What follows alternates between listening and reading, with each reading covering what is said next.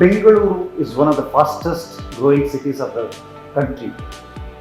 A simple statistic shows that in the last 10 years, the city's population has grown by 50%, from 70 lakh to 1.4 crores. Changing city also needs a change in civic administration. The BBMP has its new form, new avatar, and it's called the GBA, the Greater Bengaluru Authority. I have Mr. Sunil Kumar, the North Bengaluru Commissioner, with me today, and thank you for speaking to Smart Sustain. Smart Sustain reports on the critical issues of urban development, waste management, water management, etc. Mr. Sunil Kumar, what is the genesis of forming the Greater Bengaluru Authority? What are the key takeaways? I would say the genesis is the decentralization and empowering the decentralized units. The GBA still has some role to coordinate, to bring in coordination among the parastatals in the Greater Bengaluru, covering all the 5 city corporations. And at the corporation level, we are independent. We have all the powers, authority given to the corporations, and very soon we'll have an elected body also at every corporation level. And this is definitely going to work. I'm very positive about it because we are close to people now. We are able to reach out to people, and we have 5 different commissioners and 2 additional commissioners. I'm sure we will be able to attend citizens' issue, but the bigger challenges, in the days to come, we'll try to resolve as many as possible. And Bangalore North is one of the major hubs of development. The proximity to the airport, the Aerocity, STRR, and a lot of commercial and residential complexes are coming. So what are the plans for as far as infrastructure is concerned, a short-term plan and a long-term plan specifically for North Bangalore? The bigger picture is that, in the North Bengaluru there's scope for development. There is a thought that we may, it may grow on the airport side. And with regard to the development, short term and long term, what happens is that there are too many agencies involved. You have KDPA, you have BDA and GBA as a planning authority within the GBA limits. And then we give permissions for all the constructions. So at GBA level, we do have a plan headed by our Chief Commissioner and Additional Chief Secretary, and of course our Honorable DCM sir. Whatever is required, the real coordination will definitely speed up the projects that are already planned and the projects that are yet to come. So we'll only speed up the things, that much I can say, and there are a lot of great potential here. So we'll explore everything. And also with changing nature of the city, the expansion, also comes a lot of challenges, infrastructure challenges, especially the traffic bottleneck. Evolve is becoming very notorious in terms of planning. A lot of lanes have been planned, extra lanes and all. And about the waste management, water management, a lot of civic communities has to be revamped. Any specific plans for North Bangalore in terms of infrastructure? Yeah, from day one of our formation of the city corporations, we have taken charge on September 3rd. So from that day onwards, I was there in the field for almost 90 days. Today is the 100th day, for your information. So what I realized was very beginning that unless we do the proper coordination with agencies like traffic, BWSSB, BESCOM, so then it will be very difficult. Even within the roads, we have BSMILE working on the major, arterial and subarterial roads for all the white topping works. So without the coordination, nothing is going to happen. So this is what I realized, and we have been having the coordination meetings regularly. So even Chief Commissioner was visiting along with all the parastatals who are involved in the works. So to say a couple of things about traffic and BWSSB, the traffic is the best example. NH, the airport road, they develop things as per their norms, but then locally with the little interventions you can bring big change. We tried with this Amrithali, signal itself. The Honorable Revenue Minister Sri Krishna Kempegowda also has been suggesting it for many days, That didn't happen, but now we made it happen, with these instructions.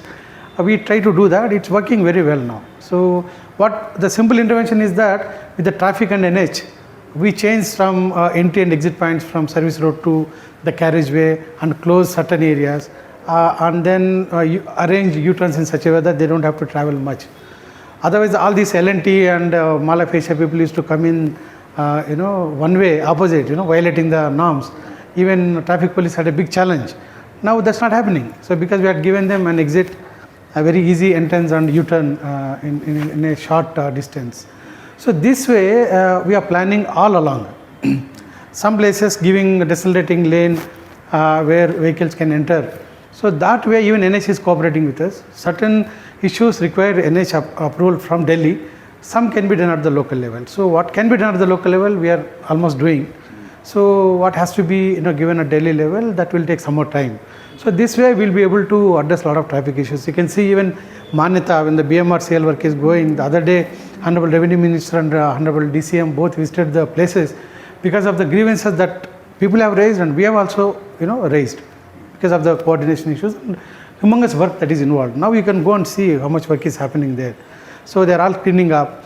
By cleaning up, we can save a lot of space. That can create an additional lane or clear way for service road where BMRCL works are happening. That way we can bring a lot of ease in the traffic. So these things we are trying. Congratulations, 100 days of GBA. It's an amazing feat, and I can see a lot of collaborative work is happening, which is also very, very important.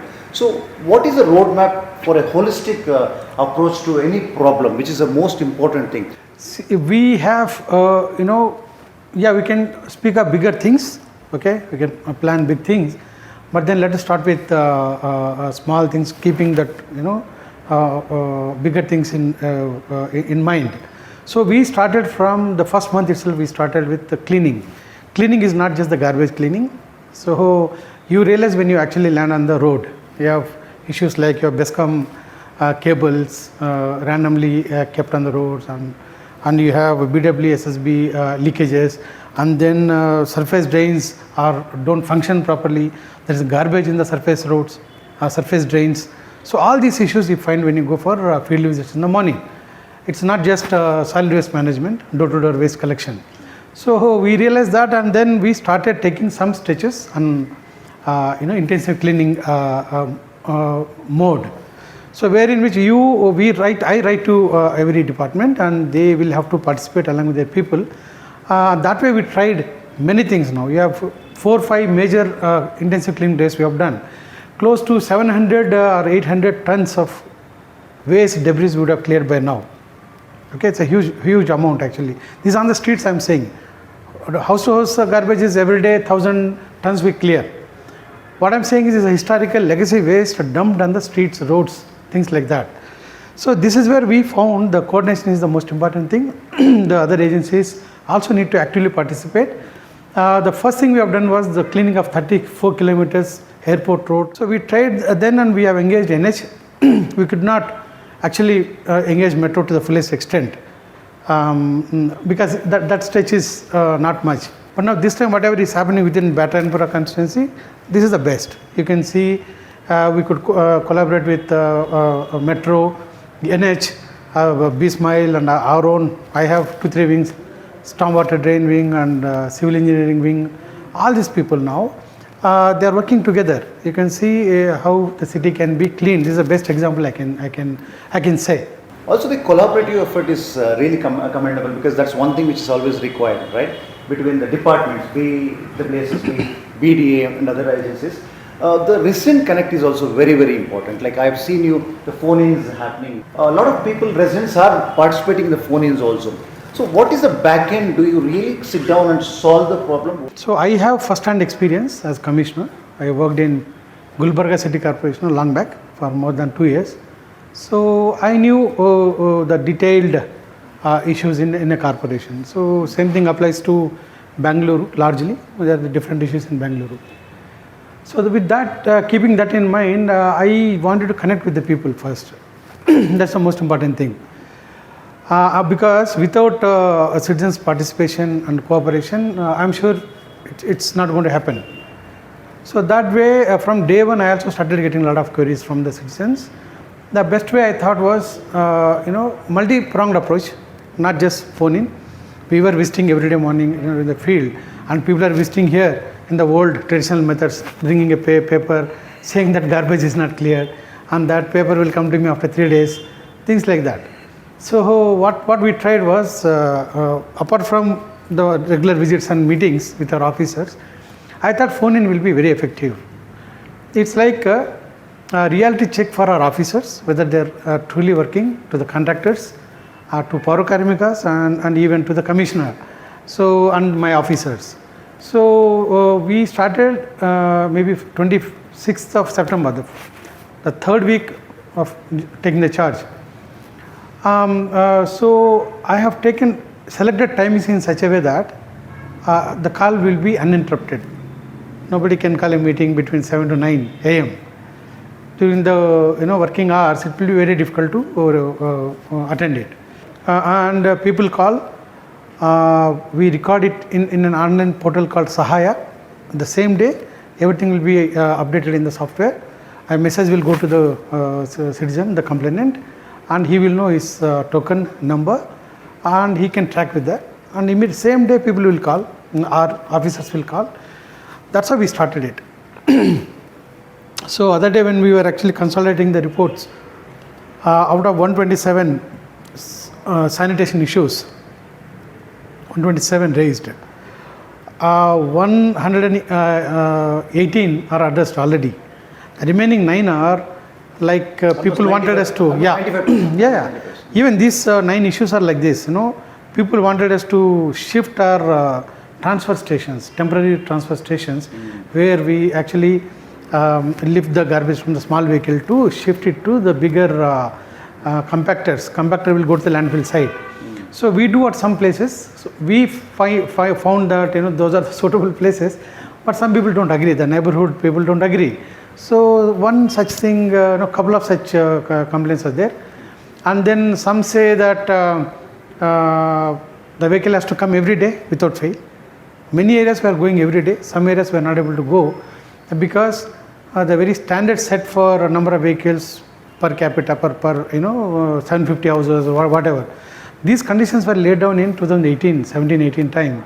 Now population has increased, naturally the demand is more, and contractors will take that as an excuse naturally. They want more vehicles. That way we are struggling in some places, so it may not go every day. That's where they wanted every day, and to scale it up, we need special permissions, or it is a government policy that has to come in to add more vehicles. So that's what is a problem. So these things will take some more time to clear. Yeah. And also talking about North Bangalore, every rainy season treated with flooding situation. The Manjunath Tech Park was in the international media for wrong reasons. What are the steps to mitigate floods? North Bangalore specifically as a tech hub, HVR layout where we live has a huge flood situation. So what are long-term plans for mitigating floods? Yeah, so I remember you reporting from the from a waterlogged situation. So it's very bad. We feel sad about that for failing to resolve the issue for so many years. But this time we are actually we want to solve the problem at any cost. So what we tried to understand the total number of low-lying areas in the city corporation. The 40 is the number. They are the bigger issues, I think, in these areas. Among them, your area is one, and then Manita and our surrounding areas is one, and then we have Nagwara area, we have Hebal area. So like that, we have major bottleneck areas, right? So we have identified them. Now to tell you the best example of senior officers visiting, and then coordination, perfect coordination, seniors talking to the seniors of the other department. Imagine somebody speaking to GAIL senior most official. So because local GAIL officers, at Nagwara Junction alone, to resolve the issue, we had to do a big circus. To carry a culvert from this side of the road to that side, there was a GAIL pipeline. So to resolve that, it took us almost 2 months. Even after ACS and chief commissioner visiting the place, not just the commissioner. Okay, they spoke to the GAIL officers. So finally, they agreed and they made some work around there, and we could actually lay the culvert now successfully. So next coming, monsoon, the issue, gravity would have reduced definitely, no doubt. There's another issue there. The BWSSB is laying the line. The traffic issue was there. Now we have resolved that also. So it's a perfect example of coordination issues. Traffic police were worried because it takes big problem for them because they can't divert the vehicles. It's very narrow roads and all. BWSSB was requesting that without traffic permission we can't do anything. We have planned it already. Otherwise the water is leaking, sewage water is coming on the roads. So we would have done at least 10 to 12 times pothole filling there. Still water comes and road gets damaged. So we wanted to solve at any cost. So now we got the traffic permission and now work has started. So coming to the Hebal. Hebal area, we had a lot of issues when it rains. Even a few seconds of stoppage of one vehicle near Hebal because of waterlogging. A traffic police explained how many kilometers the traffic gets piled up because the driver does not know the depth of the water there. That's the only reason. It may be shallow, he doesn't understand that. So that way what we tried to ensure that the water doesn't stagnate there, okay, and with a little intervention by our gangmen, when the rain comes, immediate resolution of removal of those obstacles near the gratings would solve the problem. So these guys will go after 15 minutes or half an hour, so no use. So this complaint we received in the beginning, and we planned in such a way that our gangmen are living nearby, only such people who have engaged during those rainy days, and they used to go within 5 minutes and clear the things. So that is one way. The permanent solution is asphalting roads and making sure that there is camber, there is a way to make the water flow, and there is no place for stagnation of water. In fact, at a couple of places on the flyover, water gets logged. So that's very bad thing, and that should not happen. So that's where I've asked my engineers to fix this time. Now it's going to happen by end of the December. They'll fix that issue also. So there's a micro and a macro level of approach to it. And also Gedlalli event is also one of the major projects in the pipeline, and we're just working. In fact, we have to actually physically check that acts like a dam. That's where all the water backwash becomes it's like a dam. And I think hopefully vent work is done. Correct. The people, the residential people left the place and gone because they can't, every year is a problem. So yeah. I'll come to that. So one is the Manjunath area, and second one is your area, that is HBR layout and Sai layout, and then Gedlalli vents. Correct. So these are the same stream. So to resolve the issue at this Karle, Manjunath, Manfo, this area, we had multiple rounds of meetings with the people, the company people, senior officials, and then we had culled out the information from earlier visits of Honorable Deputy CM to the spot, and then the Disaster Management Secretary and their proceedings, everything we have gone through, and then we called them and we have made it very clear that unless they do the drain, right, they are awaiting certain permissions, those things will not come. We have issued strict instructions to carry out the drain work. So there are three options. Talking about the vent work, no, the drains that are planned near Manjunath, Karle, that area. The three stormwater drains planned. Only then your area will not get water, much water. So this is where water doesn't go this way. There is a big Rajakalu way. These structures are coming in between, and so water stagnates here, and so it finds flow towards HBR layout and then down to that Gedlalli event. So that is the main problem. So here we are actually now we had sufficient discussions and everything. We have issued strict instructions to them to carry out the stormwater drain. So Manjunath has already started. They have been reporting us regularly. In a couple of places they have started doing the work as per our plan. So others also ready. They are cooperating. So once these, if these things do not happen, within a month's time, or since they are working, we are giving them time. So then we'll have to go and we'll have to carry out what is required. So that way I'm hopeful that we'll be able to finish these stormwater drains at this point, which will reduce burden on HBR area and then Gedalalli area. And that was Sunil Kumar speaking to Smart Sustain. Thank you, Mr. Sunil Kumar, and I wish you all the best. Really, the collaborative work is really one thing is commendable. In terms of residents connecting, which is also very unique in terms of, that's the most important. Connecting all those dots and working with interdepartmental things also makes a lot of change in the city. And I wish you all the best and good luck to your work, sir. Yeah. And we will see the GBA, the new avatar, will actually bring the back old memories of Bangalore, which is a garden city. Thank you very much. Thank you.